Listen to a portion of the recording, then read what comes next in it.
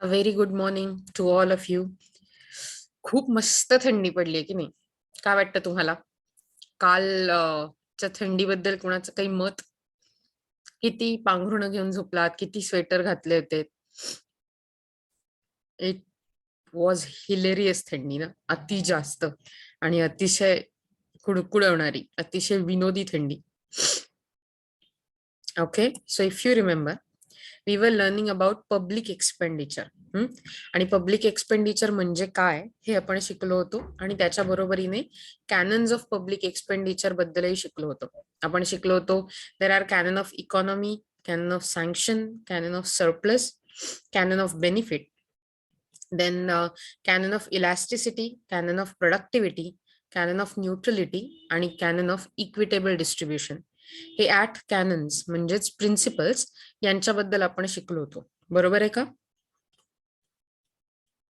Yes ma'am. Very good. So जागते राहा, कारण मला तुम्ही प्रश्नांची उत्तरं दिलीत तर मी पुढे शिकवणार आहे. त्यामुळे मी जेव्हा विचारेन तेव्हा बरोबर प्रश्नांची उत्तरं द्या. सो याच्यानंतर आपण क्लासिफिकेशन ऑफ पब्लिक एक्सपेंडिचर बघणार आहोत. म्हणजे पब्लिक एक्सपेंडिचरचे आपण कसे भाग करतो. Okay, in a simpler words, the classification of public expenditure enables us to know the purposes of which government allocate its funds. Actually government कशा प्रकारे फंड अलोकेट करतं याविषयीची माहिती आपल्याला क्लासिफिकेशन मधनं मिळते. गव्हर्नमेंटचा जो ओव्हरऑल कार्यक्रम असतो, म्हणजे कार्यक्रम in a sense developmental programme, तो राबवण्यासाठी त्यांना कुठे कुठे खर्च करायला लागतात याच्यासाठी आणि त्याच्या बरोबरीने त्यांचे बेसिक खर्च भागवण्यासाठी गव्हर्नमेंटच्या डे टू डे ऍक्टिव्हिटीजचे हे पब्लिक एक्सपेंडिचर होत असतात. पब्लिक एक्सपेंडिचर हे 3 ब्रॉड कॅटेगरीज मध्ये ऍक्च्युली डिवाइड होतात आणि त्यातले हे जे पहिले आहेत ते आहेत कॅपिटल आणि रेव्हेन्यू एक्सपेंडिचर. आपल्याला माहितीये, आपण अकाउंट्स शिकलोय, कॅपिटल हे लॉंग टर्म साठी असतं आणि रेव्हेन्यू हे करंट एक्सपेंडिचरच्या अंडर येतं. बरोबर आहे की नाही? Yes ma'am. Yes. So division of expenditure into capital and revenue is based on the nature of expenditure incurred by the government. Capital expenditure includes the expenditure on which the result is in creation of fixed assets, and thus these expenditures are for developmental purpose. So overall development साठी मोठ्या काळासाठी आणि एकदाच generally जे expenditure होतात त्याला capital expenditure म्हटलं जातं, त्या डेव्हलपमेंटल कामासाठी. सॉरी, revenue expenditure मात्र revenue expenditure is incurred on paying wages, salaries, services, commodities. Overall या सगळ्या गोष्टींसाठी ते वापरले जातात. कॅपिटल एक्सपेंडिचरच्या बाबतीत थोडं जास्त एक्सप्लेनेशन बघायचं असेल तर आपण असं बघू शकतो की इकॉनॉमिस्ट वेदर क्लासिकल और modern have favored direct investment of the government in developmental activities of the country. देशात डेव्हलपमेंट घडवून आणण्यासाठी जे जे कामं केली जातात त्याच्यात गव्हर्नमेंटने इन्व्हेस्ट करणं आणि त्यासाठी खर्च करणं हे कुठल्याही इकॉनॉमिस्टला विचारा, तर कुठल्याही विचारांचा असू देत, क्लासिकल असू देत, मॉडर्न विचारांचा असू देत, तो असंच सांगेल की ते गरजेचं असतं. इन्फ्रास्ट्रक्चरल डेव्हलपमेंट म्हणजे इन्फ्रास्ट्रक्चर म्हणजे road, dams, schools, health care, त्याच्यानंतर अशा सगळ्या प्रकारचे जे इन्फ्रास्ट्रक्चरल गोष्टी असतात, कम्युनिकेशन, ट्रान्सपोर्टेशन, या सगळ्यामध्ये इन्व्हेस्ट करणं हे गव्हर्नमेंटला गरजेचं असतं. Infrastructural development is the pre condition for development, आणि ती जितकी गव्हर्नमेंट कडून केली जाईल त्याच्यात जितकी गव्हर्नमेंटची इन्व्हेस्टमेंट होईल, अर्थात कॅपिटल एक्सपेंडिचर जितका मोठा असेल तितकं त्या कंट्रीचं डेव्हलपमेंट ओव्हरऑल जास्त असू शकते आणि it is very good for the developing countries ज्यांच्याकडे इन्फ्रास्ट्रक्चरल डेव्हलपमेंट आणि कॅपिटल एक्सपेंडिचर जास्त असतो. पण हेही लक्षात घेतलं पाहिजे की ज्या कंट्रीज डेव्हलपिंग आहेत किंवा अंडर डेव्हलप्ड आहेत त्यांच्याकडे कॅपिटल एक्सपेंडिचर करण्यासाठी पुरेसा पैसा असेल असं नाही, किंवा तेवढा कॅपिटल एक्सपेंडिचरसाठी पैसा उभा करणं हे त्यांच्यासाठी खूप कठीण असतं.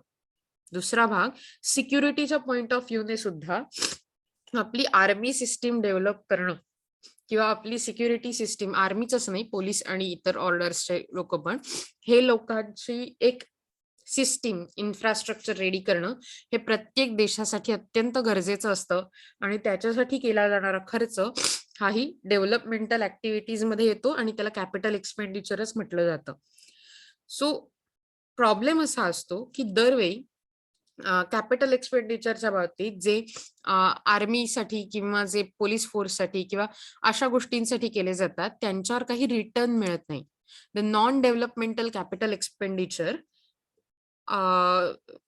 will like non-developmental capital expenditure suffer from certain disadvantages, like they do not bring return to the investment, and secondly they may lead to public debt. आणि त्यामुळे त्यांच्या ते इतके मोठ्या प्रमाणावर असतात की कधी कधी नॅशनल किंवा इंटरनॅशनल लेव्हलवरती लोन घेऊन ते खर्च भरून काढावे लागतात. Capital expenditure imposes a burden of interest payment which can lead to deficit. म्हणजे लोन घेतल्यामुळे आपल्याला त्या लोनवरती इंटरेस्ट सतत पे करायला लागतं ऍज अ कंट्री म्हणून सुद्धा, आणि त्यामुळे कधी कधी आपला जो वार्षिक खर्च असतो ज्याला आपण बजेट म्हणतो, बजेटमधून निर्माण होणारा खर्च ते डेफिसिट साईडला, म्हणजे खर्च जास्त पण इन्कम कमी, अशा साईडला जाऊ शकतं. सो कॅपिटल एक्सपेंडिचरच्या बाबतीत डेफिनेटली ते अत्यंत गरजेचे असतात, पण ते डेव्हलपमेंटल ऍक्टिव्हिटीसाठी असतील तर त्यातून फायदा नक्कीच होतो. नॉन डेव्हलपमेंटल मधनं फायदा झाला तरी त्याचे काही तोटे सुद्धा आहेत. Capital expenditure incurred on building infrastructure facilities like irrigation project, highways are non-recurring and highly essential to improve the productivity. मला वाटतं मी तुम्हाला कॅपिटल एक्सपेंडिचरची ओळख करून दिली आहे. तुम्ही मला काही एक्झाम्पल सांगू शकाल का कॅपिटल एक्सपेंडिचरची?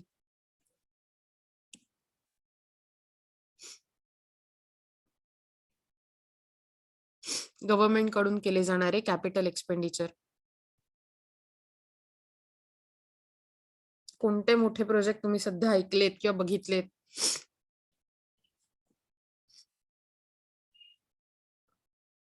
नाही आठवत आहे? तुम्ही सध्याच्या काळात कधी दापोली ते रत्नागिरी, दापोली ते चिपळूण असा प्रवास केलायत का? Yes, ma'am. मग मला Yes, सांगा. ma'am. मग No, मला ma'am. सांगा सध्या तिथे कसलं काम चालू आहे?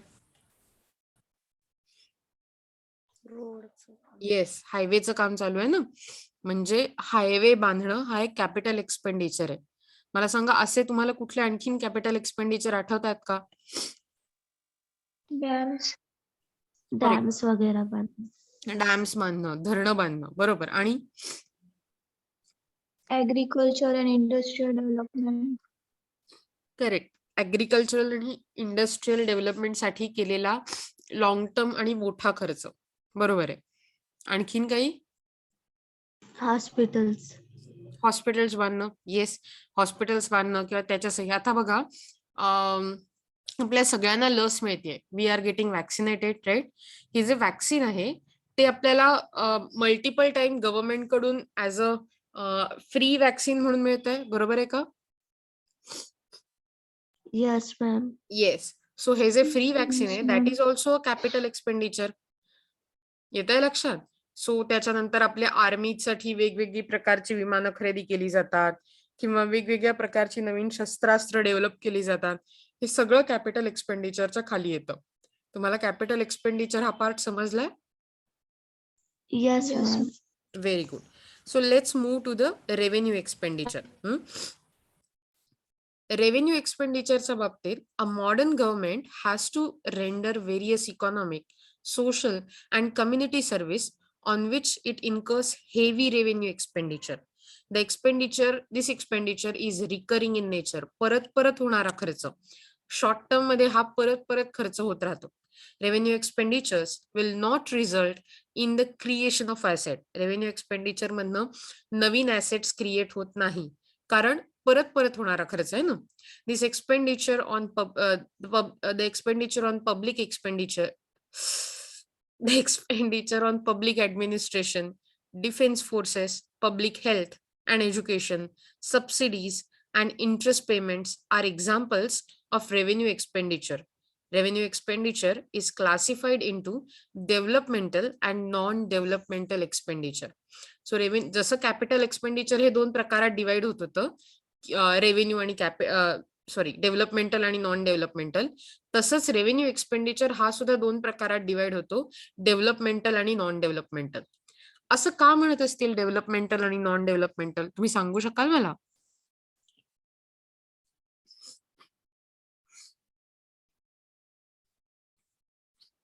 No. असा विचार करा की ज्या खर्चांमधून आपल्याला काहीतरी आपण जे इन्व्हेस्टमेंट करतो त्याच्यावर रिटर्न्स मिळतात.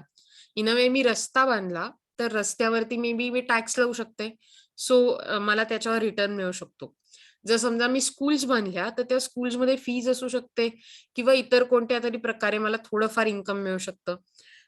जर समजा ज्या गोष्टींमधनं मी काहीतरी क्रिएट करते आणि त्या गोष्टींवर मला काहीतरी रिटर्न मिळतो, मे बी तो पैशातच असला पाहिजे असं नाही, तर ओव्हरऑल काय म्हणू आपण त्याला, सोसायटीचं वेलफेअर करणारा असला तरी त्याला डेव्हलपमेंटल एक्सपेंडिचर म्हटलं जातं.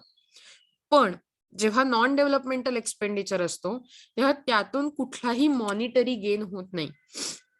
म्हणजे उदाहरण द्यायचं झालं तर सरकारी कामांमध्ये लोकांना जेव्हा सॅलरी दिली जाते, वेजेस दिल्या जातात, तेव्हा त्याच्यापासून काही फायदा होतो का लोकांना? हो, होतो. लोकांना पैसे मिळतात. पण गव्हर्नमेंटला काही फायदा होतो का? ती सॅलरीमध्ये इन्व्हेस्ट केलं की ते आपल्याला रिटर्न काहीतरी मिळतात, इंटरेस्ट काहीतरी मिळतंय, असं होतं का गव्हर्नमेंटला? नाही. नाही. सो जेव्हा रिटर्न मिळत नसतो तेव्हा त्याला नॉन डेव्हलपमेंटल एक्सपेंडिचर असं म्हटलं जातं आणि जेव्हा रिटर्न मिळतो तेव्हा मात्र त्याला आपण डेव्हलपमेंटल एक्सपेंडिचर म्हणतो. राहिले लक्षात? Yes, ma'am. Yes, ma'am. Yes, ma'am. Capital आणि रेव्हेन्यू एक्सपेंडिचर हे दोन्ही जे आहेत ते दोन्हीही कॅपिटल आणि रेव्हेन्यू एक्सपेंडिचर हे दोन्ही डेव्हलपमेंटल आणि नॉन डेव्हलपमेंटल अशा प्रकारात डिवाइड होतात. सो आता रेव्हेन्यू एक्सपेंडिचर मधलं नॉन डेव्हलपमेंटल काय? This includes the expenditure on defense, administrative services, collection of taxes and duties, audit and interest payments. So ह्या सगळ्या गोष्टी की डिफेन्स वरती केलेला खर्च, त्याच्यानंतर ऍडमिनिस्ट्रेटिव्ह सर्व्हिसेस मध्ये लागणारी स्टेशनरी, दिली जाणारी salary, collection of taxes and duties म्हणजे टॅक्स आणि ड्युटीज कलेक्ट करताना होणारा गव्हर्नमेंटचा खर्च, ऑडिट आणि इंटरेस्ट पेमेंट मध्ये झालेला खर्च, या सगळ्या गोष्टी की ज्याच्याबद्दल पेमेंट होतं पण मॉनिटरी गेन काही होत नाही, they are non-developmental expenditure. If they are incurring again and again, that is revenue non-developmental expenditure. The expenditure on defense and administrative services are huge. Payment has to be made as a salaries and wages. Other types of payments are the expenses on maintenance of the offices. म्हणजे salaries आणि wedges याच्या बरोबर त्या ऑफिसला maintain करणं, त्या ऑफिसचं मेंटेनन्सचा खर्च भागवणं, याच्यात सुद्धा हा मोठ्या प्रमाणावर खर्च जातो. इंटरेस्ट पेमेंट जे असतात, आपण घेतलेल्या लोनवरती इंटरेस्ट जे पे करायला लागतं दरवर्षी आणि ते परत परत पे करायला लागतं कारण दरवर्षी पे करायला लागतं, हा सुद्धा नॉन डेव्हलपमेंटल एक्सपेंडिचर मधला खूप मोठा भाग आहे. 60% of the developmental expenditure is for interest payment.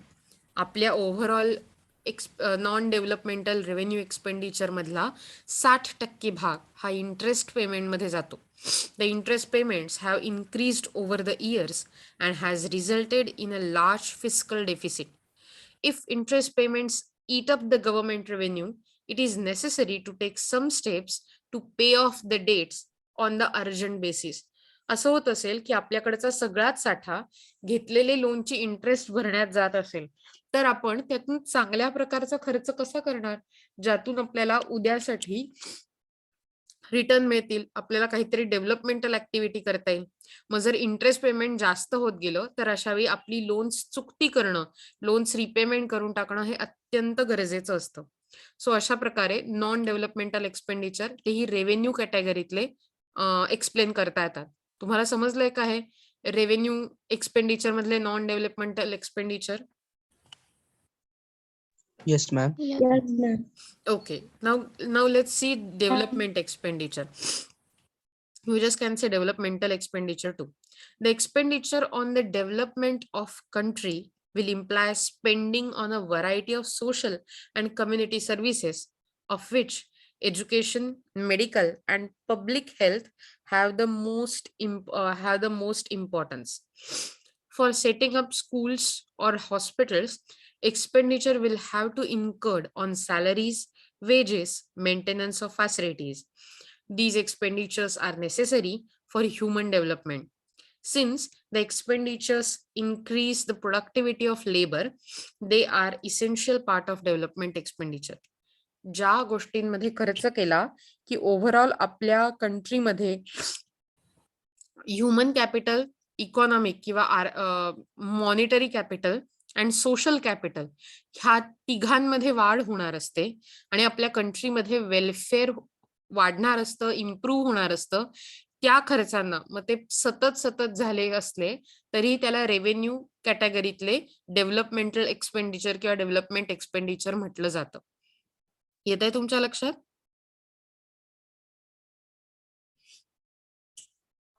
Yes, ma'am. Yes, ma'am. Okay. Development expenditure includes expenditure on economic services such as agriculture, industry, minerals, foreign trade, export promotion, energy transport, and communication.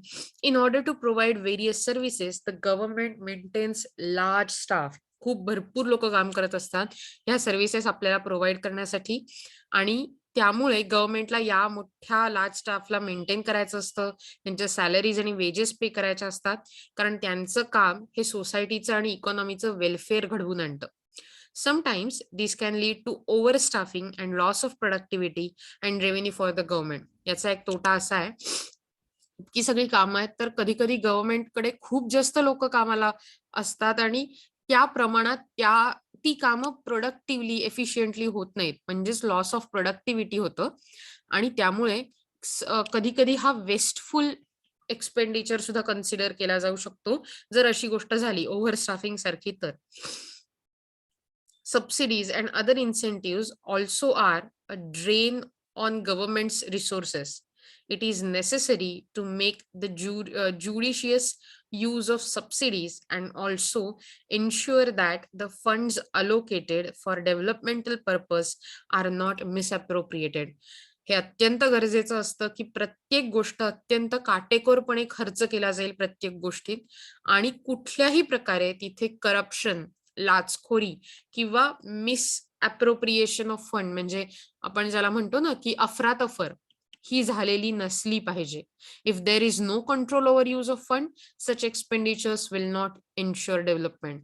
जर समजा अशा प्रकारच्या खर्चांवर जर control नसेल तर त्यातून development होणार नाही याची खात्री बाळगा.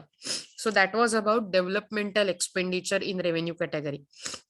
सो आपण पहिली कॅटेगरी बघितली ज्याच्याबद्दल आपण असं म्हणू शकतो की आपण रेव्हेन्यू एक्सपेंडिचर बघितले आणि कॅपिटल एक्सपेंडिचर बघितले, बरोबर आहे का? रेव्हेन्यू एक्सपेंडिचर आणि कॅपिटल एक्सपेंडिचर. कॅपिटल या दोन्ही प्रकारात आपण त्यांचे सब कॅटेगरीज बघितल्या. कोणत्या त्या तुम्ही सांगू शकता?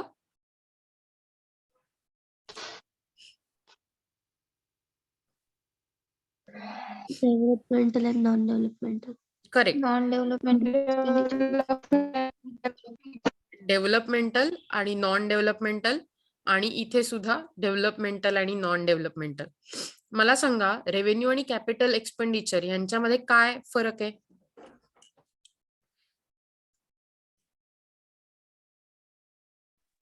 कैपिटल एक्सपेंडिचर हम पब्लिक के भलाई के लिए बनाते हैं. रेवेन्यू एक्सपेंडिचर में हम उससे जो चीज बनाए उससे हमें आउटपुट क्या मिलता है, जैसे इंटरेस्ट वगैरह वो देखते हैं.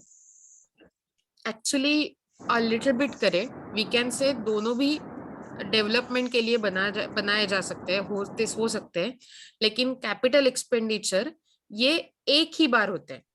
They don't occur again and again. हर बार होते नहीं है, एक ही बार होते हैं.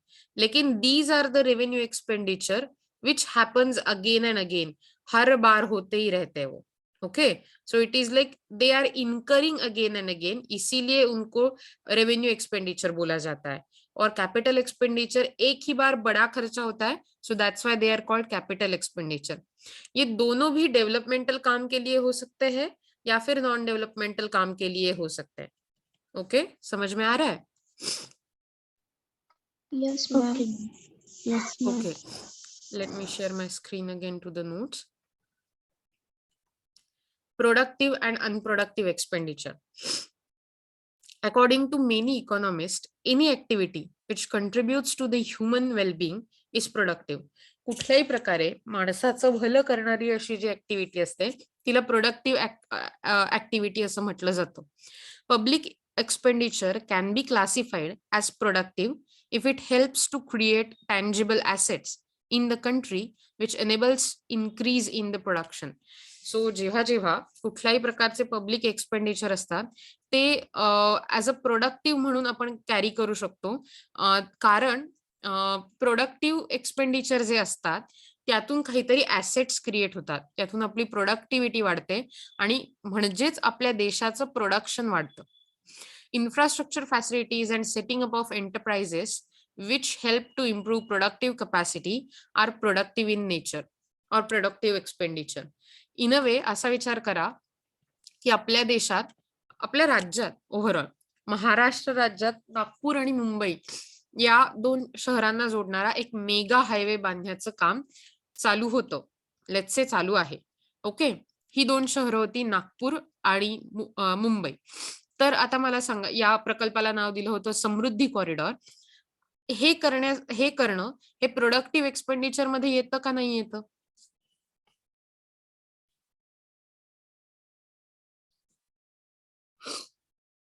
मी तुम्हाला सिनारिओ सांगते. नागपूरमध्ये मोठ्या प्रमाणावर संत्री होतात किंवा अशा प्रकारचं चांगले चांगले विदर्भात भरपूर पीक येतं, चांगल्या प्रकारची गोष्टी बनतात, मॅन्युफॅक्चरिंग हब होऊ शकतं इतपत. आणि त्याच्यासाठी त्या गोष्टी ट्रान्सपोर्ट करण्यासाठी, विकण्यासाठी मेन पोर्टला म्हणजे मुंबईला येणं गरजेचं असतं. आणि म्हणून हा कॉरिडॉर जो झालाय किंवा हा रस्ता जो झालाय समृद्धी महामार्ग, त्या रस्त्याने काही तासांमध्येच हे सगळी पेरिशेबल गुड्स आहेत ती मुंबईपर्यंत येऊन पुढे विकायला जाणं पॉसिबल आहे. मला सांगा, यामुळे इकॉनॉमीची प्रोडक्टिव्हिटी वाढेल की नाही वाढणार? वाढेल. मग जर समजा इकॉनॉमीची प्रोडक्टिव्हिटी वाढणार असेल आणि ओव्हरऑल देशाचं प्रोडक्शन इन्क्रीज होणार असेल तर त्याला आपण प्रोडक्टिव्ह एक्सपेंडिचर म्हणू की नाही म्हणू? Productive expenditure. एक्झॅक्टली, हा प्रोडक्टिव्ह एक्सपेंडिचर असेल किंवा आहे. Infrastructural facilities and setting up of enterprises which help to improve productive capacity are productive expenditure. आपली कपॅसिटी, आपलं प्रोडक्शन, आपली एफिशियन्सी वाढवली जात असेल इन्फ्रास्ट्रक्चरच्या माध्यमातून, नवीन एंटरप्राइजेस, नवीन बिझनेस सेटअप करून आणि गव्हर्नमेंटच्या मदतीने, तर ते प्रोडक्टिव्ह एक्सपेंडिचर आहे. The interpretation of productive capacity I'm sorry. The interpretation of productive capacity is also vague. कारण तुम्ही मोजणार कशी प्रोडक्टिव्हिटी एखाद्या गोष्टीने, हे थोडंसं कठीण आहे त्यामुळे मोजणं. For instance, public expenditure on defence, police are not directly productive. Defence आणि पोलीस फोर्स वरती जे एक्सपेंडिचर केले जातात त्यामुळे डायरेक्टली प्रोडक्टिव्हिटी वाढत नाही, देशाचं प्रोडक्शन वाढत नाही. पण जर समजा या डिपार्टमेंट्सवर खर्च केला नाही, without this expenditure, country is expose to risk which may lower the productivity levels. त्यामुळे जर समजा या लोकांवर खर्च केला नाही, या सिस्टीमवर खर्च केला नाही, तर देशात रिस्क क्रिएट होईल, देशात शांतता नांदणार नाही आणि आपोआपच प्रोडक्टिव्हिटी खाली जाईल. म्हणजे इनडायरेक्टली त्यांच्यावर खर्च करणं हे गरजेचं आहे. Hence, productive expenditure are those which increase productive capacity of economy, creates condition for normal economic activity and allows collective satisfaction of human want. आणि अशा प्रकारे जे एक्सपेंडिचर नसतात, जे ओव्हरऑल आपण असं म्हणू शकतो की प्रोडक्टिव्हिटी किंवा प्रोडक्शन कपॅसिटी इकॉनॉमीचे वाढवत नाहीत, जे अशा कंडिशन निर्माण करत नाहीत की ज्यामुळे इकॉनॉमिक ऍक्टिव्हिटी सुधारेल आणि कलेक्टिव्ह ह्युमन वॉन्ट्स जे असतं त्याला सॅटिस्फाय करेल, तर त्या एक्सपेंडिचरना अनप्रोडक्टिव्ह पब्लिक एक्सपेंडिचर असं म्हटलं जातं. समजतंय तुम्हाला प्रोडक्टिव्ह आणि अनप्रोडक्टिव्ह एक्सपेंडिचर बद्दल? Yes, ma'am. Okay. So let's see the transfer and non-transfer expenditure. The classification of public expenditure into transfer and non-transfer expenditure was done by A.C.Pigou, the British economist. Again, जर MCQ असतील जे असतातच तुमच्या मोठ्या पेपरात सुद्धा, तर त्याच्यासाठी हा प्रश्न किती महत्वाचा कदाचित असू शकतो की ट्रान्सफर आणि नॉन ट्रान्सफर एक्सपेंडिचर हे classification was done by dash. So who was that person? I told you. कोणी केलं हे classification? ACPU. A.C.Pigou. Yes. So यांनी केलं. This classification was on the basis of income generating capacity of public expenditure. जे खर्च केल्यामुळे त्या खर्चातून इन्कम जनरेट होऊ शकतं त्या प्रकारच्या बेसिसवरती ट्रान्सफर आणि नॉन ट्रान्सफर अशा प्रकारे क्लासिफिकेशन केलं गेलं होतं. Developmental expenditure on agriculture, energy, transport, communication, industries, and on social services like education, public health, family welfare creates income or output. जेव्हा आपण डेव्हलपमेंटल खर्च असतात जे agriculture, industry, transport, communication, education, public health, industries, social services ज्या असतात या सगळ्या यांच्यावर केल्या जातात, तेव्हा त्यातून आपल्याला इन्कम जनरेट होऊ शकतं किंवा प्रोडक्शन वाढतं. The expenditure on non-developmental items like public administration, defense यांना नॉन ट्रान्सफर एक्सपेंडिचर म्हणतात. सो जेव्हा तुमच्या एखाद्या एक्सपेंडिचरचं म्हणजे एक्सपेंडिचरचं ट्रान्सफर ही नव्या मॉनिटरी गेनमध्ये होईल त्याला ट्रान्सफर एक्सपेंडिचर म्हणतात. जेव्हा नॉन मॉनिटरी गेन मध्ये होईल म्हणजे आपल्याला काही त्यातून फायदा मिळणार नाही, इन्कम जनरेट होणार नाही, प्रोडक्टिव्हिटी डायरेक्टली वाढणार नाही, we call it non developmental non transfer expenditure. Okay. when the government expenditure does not lead to creation of income, such expenditure are known as transfer expenditure. जेव्हा गव्हर्नमेंटचे खर्च हे income create करण्यासाठी वापरले जात नाही तेव्हा does not lead to creation of income, they are known as transfer expenditure. In this case, there is transfer of resources between sector. या काळात किंवा या केसमध्ये दोन सेक्टर्स मध्ये रिसोर्सचं ट्रान्सफर होतं. Non transfer expenditure always result in to equivalency of money income. इथे कुठेतरी त्यांनी बोलताना गडबड केली. Okay.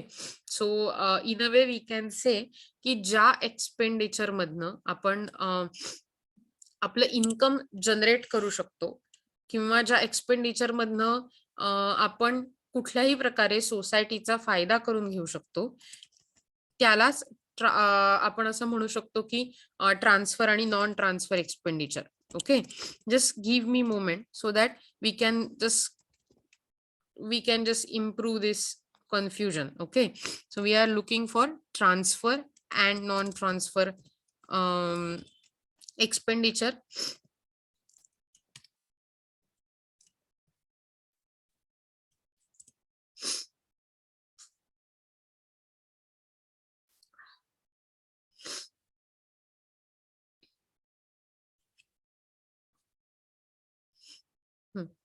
Let me take you to the favorite site of mine.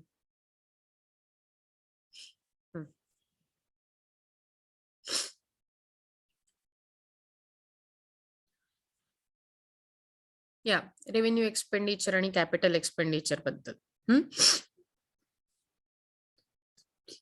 Expenditures incurred इथे दिसतंय बघा आपल्याला आणि आपण ते वाचूया.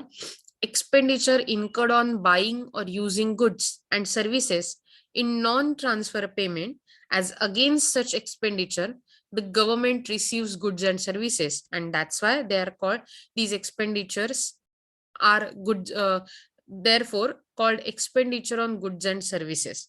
So it may be noted that expenditure on defense, education, health are non-transfer expenditure, as in return for this government obtains services. Government obtains services of army personnel, teachers, doctors, etc., as well as some goods or equipments used in these activities. So overall जर बघितलं तर आपण असं म्हणू शकतो की transfer payments म्हणजे काय असतात, तर ट्रान्सफर पेमेंट्स म्हणजे असे एक्सपेंडिचर जे ओल्ड एज पेन्शन म्हणजे गव्हर्नमेंट, आता तुम्हाला माहिती असेल तर साधारण 2003 पर्यंत ज्यांना ज्यांना गव्हर्नमेंटमध्ये परमनंट जॉब होते त्यांना त्यांना रिटायरमेंट नंतर गव्हर्नमेंट पेन्शन देतं. मात्र त्यानंतर ज्यांना ज्यांना जॉब लागले त्यांना त्यांना पेन्शन मिळणार नाहीये. So old age pension, unemployment allowance, sickness benefit, interest on public debt during a year, हे सगळ्या गोष्टी ट्रान्सफर पेमेंट आहेत because the government does not get any service or goods against these items. So जे खर्च झाल्यामुळे गव्हर्नमेंटला कुठल्याही प्रकारे return मिळत नाही त्याला ट्रान्सफर एक्सपेंडिचर असं म्हणता येतं. ओके, वेरॅज जे एक्सपेंडिचर केल्यामुळे गव्हर्नमेंटच्या पदरात कुठल्या तरी प्रकारचं गुड और सर्व्हिस पडते त्याला नॉन ट्रान्सफर एक्सपेंडिचर असं म्हटलं जातं. येतंय तुमच्या लक्षात?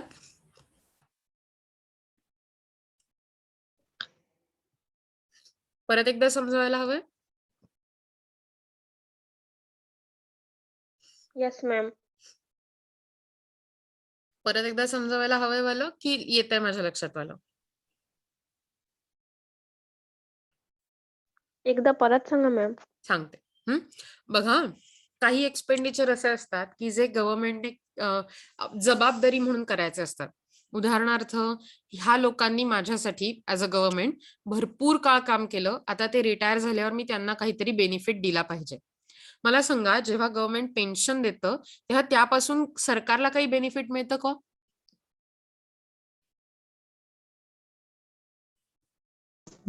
नाही. याचाच अर्थ जेव्हा कुठल्या तरी एक्सपेंडिचर मधनं मला बेनिफिट मिळत नसतो आणि तरीही ऑब्लिगेशन म्हणून मला तो एक्सपेंडिचर करावा लागतो, मे बी अनएम्प्लॉयमेंट बोनस असेल, म्हणजे अनेक वर्ष लोक काम विरहित राहिलेत. तुम्हाला माहितीये मनरेगा नावाची आपल्याकडे योजना आहे, Mahatma Gandhi national rural employment scheme, NREGA असंही म्हटलं जातं तिला. सो त्यात काय असतं की एकतर तुम्हाला 100 दिवस काम दिलं जातं वर्षातले, आणि तसं नसेल तर तुम्हाला तेवढ्या 100 दिवसांची मजुरी गव्हर्नमेंट देतं. मग मला सांगा, जर एखाद्या व्यक्तीला काम देता आलं नाही तर 100 दिवसांचा कामाची किंमत त्या व्यक्तीला गव्हर्नमेंटला द्यायला लागते. यात गव्हर्नमेंटला काही बेनिफिट झालाय का रे?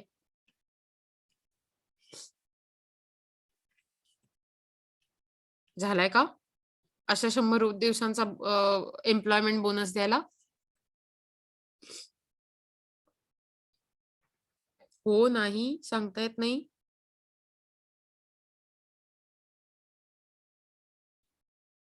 नाही झालाय, कारण त्या माणसाने काम केलंच नाहीये ना, पण तरी बिकॉज तो त्या स्कीम मध्ये एनरोल आहे तर त्याला त्याचं कंपन्सेशन 100 दिवस काम जरी केलं नाही तरी गव्हर्नमेंटला द्यावंच लागतं. याचाच अर्थ गव्हर्नमेंटचा तिथे वाया खर्च होतो, त्या गव्हर्नमेंटला रिटर्न मध्ये काही मिळत नाही. जेव्हा गव्हर्नमेंटला रिटर्न मध्ये काही मिळत नाही तेव्हा त्याला ट्रान्सफर पेमेंट असं म्हटलं जातं किंवा ट्रान्सफर एक्सपेंडिचर. याच्या उलट जेव्हा एखादी गोष्ट किंवा एखादा खर्च करण्याच्या मोबदल्यात एकतर आपल्याला गुड्स मिळतात, म्हणजे वस्तू मिळतात किंवा प्रोडक्शन वाढतं, किंवा त्या लोकांच्या सर्व्हिसेसचा गव्हर्नमेंटला फायदा होतो, जसं की पोलीस, आर्मी, डॉक्टर, शिक्षक, तेव्हा त्याला नॉन ट्रान्सफर पेमेंट्स किंवा नॉन ट्रान्सफर एक्सपेंडिचर असं म्हटलं जातं. येतंय लक्षात तुमच्या? Yes ma'am. Okay, so Yes, ma'am. very good. So now plan expenditure. Plan expenditure are estimated after discussion between each of ministries concerned and the planning commission. पूर्वी आपल्याकडे planning commission होतं आणि 2000, if I am not wrong, 2014 साली planning कमिशनला NITI Aayog नावाच्या संघटनेकडून replace करण्यात आलं. संघटना इज द ऑर्गनायझेशन, ही कोणत्या पक्षाची संघटना नाहीये. नीती आयोग हे नवीन ऑर्गनायझेशन आहे जे आता प्लॅनिंग कमिशनचं काम करतं आणि त्याच्याबरोबर इतर अनेक कामही करतं. ओके, सो जेव्हा मिनिस्ट्रीमध्ये आणि प्लॅनिंग कमिशन किंवा नीती आयोग यांच्यात डिस्कशन होऊन काही प्लॅन्ड खर्च केले जातात तेव्हा त्याला प्लॅन एक्सपेंडिचर म्हटलं जातं. पूर्वी स्वातंत्र्यापासून आपल्याकडे दर 5 वर्षांचा फायनान्शियल प्लॅन तयार केला जायचा, 5 year plans. Okay, so in a way ते अशाच प्रकारचे प्लॅन्ड एक्सपेंडिचर होते. The financial year plans will have certain schemes, programs earmarked for the developmental purpose. नेहमीच्या बजेटमध्ये सुद्धा वर्षभरासाठी वेगवेगळ्या स्कीम्स आणि प्रोग्राम्सच्या माध्यमातून काय प्लॅन खर्च केले जाऊ शकतात, प्लॅन्ड एक्सपेंडिचर हे मेन्शन केलेलं असतं. For example, the allocation of the just a minute, okay, of the security or employment generation program.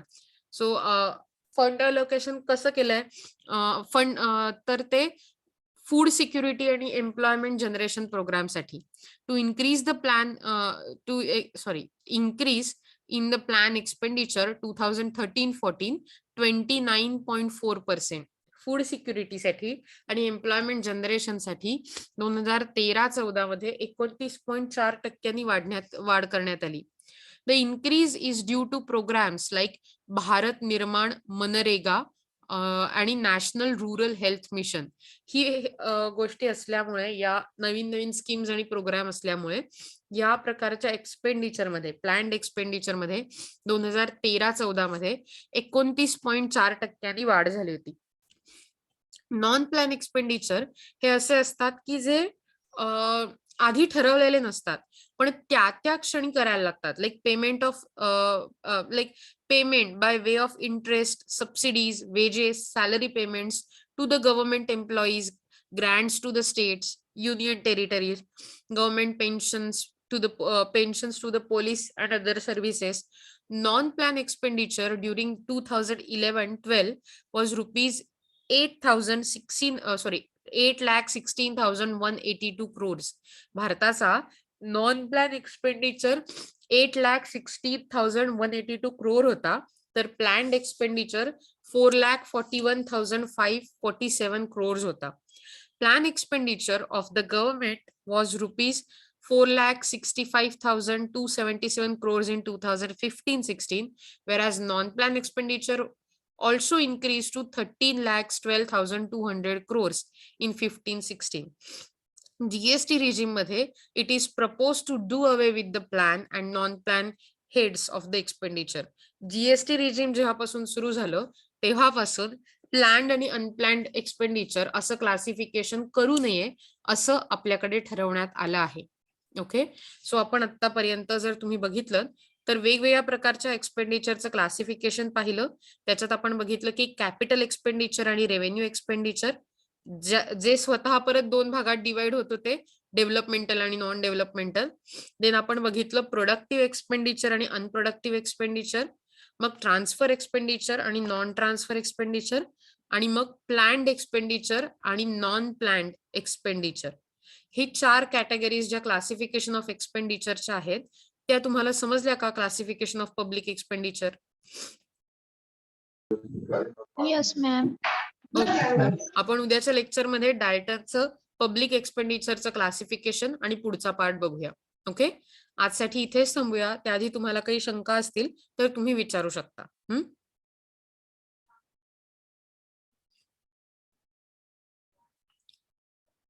Okay, ठीक आहे. Bye then, have a nice day ahead. Tata.